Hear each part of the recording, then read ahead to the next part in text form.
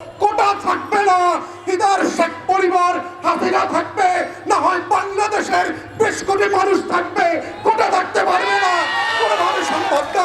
আমাদের প্রান্তিক জনগোষ্ঠীর ছেলে মেয়েরা যখন কোটার বিরুদ্ধে পাবলিক বিশ্ববিদ্যালয়গুলোতে আন্দোলন করছে, তখন আজকে মাত্র আমরা দেখলাম বরিশালে, কুমিল্লাতে, চট্টগ্রামে, ইভেন শাহবাগে আজকে পুলিশের সাজুয়া গান দিয়ে আমার দেশের তরুণ তরুণী শিক্ষার্থীদের উপরে গুলিবর্ষণ করা হচ্ছে, লাঠিচার্জ করা হচ্ছে।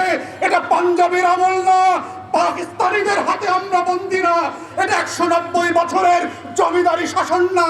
যদি কেউ মনে করে থাকে বাংলাদেশে এখনো জমিদারের শাসন চলছে, ব্রিটিশ বেনিয়ারা বাংলাদেশ দখল করে রেখেছে, আমরা প্রত্যাখ্যান করছি এবং বলে রাখছি, বাংলাদেশে গণতন্ত্রের যে লড়াই হয়েছে, যেই রক্ত দিয়ে মুক্তিযোদ্ধারা বাংলাদেশ স্বাধীন করেছে, সেই বাংলাদেশ আমরা ফেরত আনবো।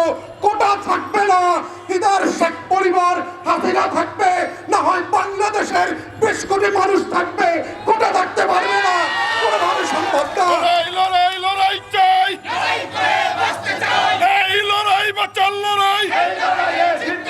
গতকালকে দেখলাম শিশু সন্তানকে হত্যা করেছে খাবারের জন্য অভাবের দায়ে। তখন আমার দেশের অবৈধ দখলদাররা, রাঘব বোয়াল, খসিমি বেগম, মির্জাফররা 196 জনকে বিমানে করে 2 দিনের শ্রাদ্ধ করতে যায়। সেই বেইজিং থেকে ভিক্ষার ঝুলি নিয়ে বাংলাদেশে লাথি মেরে ফেলে দিয়ে আসছে। সফর সংক্ষিপ্ত করে ফিরে আসতে হয়েছে।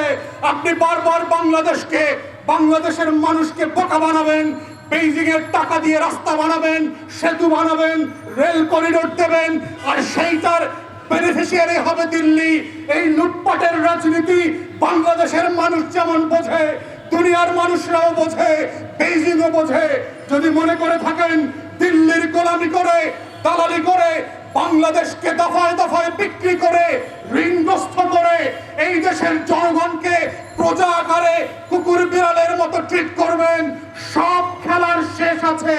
ফেরাউনকেও ডুবে মরতে হয়েছে, নমরুনকেও মশা মাইরা ফেলছে, মতিয়রকে ছাগল কোরবানি দিয়ে দিছে। আপনাদের কোরবানির দিন আসতেছে, শুধু অপেক্ষা করেন। প্রিয় দেশবাসী, আমরা বারবার বলেছি, স্বাধীনতার ঘোষণাপত্রে এই রাষ্ট্র বানানোর অঙ্গীকার পরিষ্কার করে বলে দেওয়া ছিল। সেখানে বলা ছিল যে আমরা একটা গণপ্রজাতন্ত্র বানাবো। এর মানে হচ্ছে বাংলাদেশের তখনকার 7.5 কোটি গরিব মেহনতি মানুষ, রিক্সাওয়ালা, শ্রমজীবী মানুষরা মিলে একটা নিজেদের বাংলাদেশ বানাবে, যেই বাংলাদেশটাতে কোনো বৈষম্য থাকবে না, রাজা প্রজার বিভেদ থাকবে না, ব্রাহ্মণ আর নমশূদ্রের বিভেদ থাকবে না, জমিদারি প্রথা থাকবে না, রবার্ট ক্লাইভরা এসে আমাদের টাকা পয়সা সোনা দানা লুট করে নিয়ে যাবে না। কিন্তু আমরা 53 বছর পরে এসে দেখতে পাচ্ছি এই বাংলাদেশটা আজকে আওয়ামী দখলদারদের হাতে, রবার্ট ক্লাইভ আর মির্জাফরদের হাতে লুট হয়ে গেছে।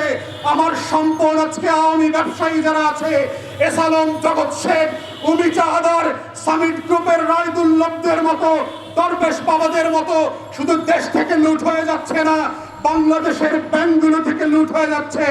বাংলাদেশের ব্যাংকগুলোতে আজকে টাকা নাই, কাগজ ছাপিয়ে দিচ্ছে, 5 লক্ষ টাকার ক্যাশ পর্যন্ত চেক দিয়ে উঠানো যাচ্ছে না।